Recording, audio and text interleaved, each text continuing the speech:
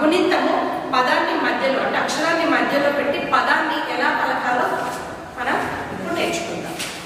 నేను కొన్ని పదాలని మీకు చెప్తూ అది ఎలా పలకాలో ఫస్ట్ మనం ఎలా దాన్ని రాయాలో నేర్చుకుందాం. అందులో మొదటి వర్డ్ ఏంటంటే ర మ. రాసారు ర మ. నెక్స్ట్ రు మా లు. ఇప్పుడు ఈ పదాన్ని ఎట్లా రాయాలి అంటే రా ఉ రు మా ఆ మా లా ఉ లు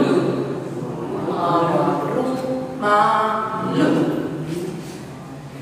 పలకడం కూడా అలానే పలకాలి. నెక్స్ట్ ఏం రాస్తాము చ ఏ చే రా ఉ రు వా ఉ ఉ చే రు ఉ. అంటే మనకి రానప్పుడు ఫస్ట్ గుణింతాన్ని ఇలా పలుకుతూ రాస్తూ వెళ్ళాలి. ఫైనల్ గా మనకు బాగా అలవాటు అయిపోయిన తర్వాత ఎలా చదువుతాం దాన్ని చెరువు రుమాలు రమ ఇలా చదువుతాం.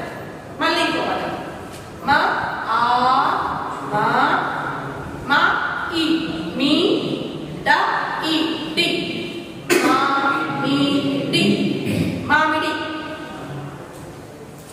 అర్థమైందా? సో ఇట్లా మీరు లైబ్రరీకి వెళ్ళి ఒక నీతి కథల పుస్తకమో తెలుగు దినపత్రికలో తీసుకొని దాంట్లో ప్రతి పదంలో ఒక్కొక్క అక్షరానికి గుణింతాన్ని ఇలా పెట్టుకుంటూ చిన్న చిన్నగా చదవడం మొదలు పెడితే మనం ఒక వాక్యాన్ని చదివినాము అంటే కొన్ని వాక్యాల కలయికనే పారాగ్రాఫ్ అవుతుంది. అంటే ఫస్ట్ అక్షరాన్ని గుర్తుపెట్టుకోవాలి, దానికి గుణింతాలు ఇవ్వాలి, పదాలను చేర్చుకోవాలి, పదాలతో పాటు వాక్యాన్ని చేయాలి, వాక్యంతో పాటు ఒక పారాగ్రాఫ్ని చదవాలి. ఇది చదివితే ఎన్ని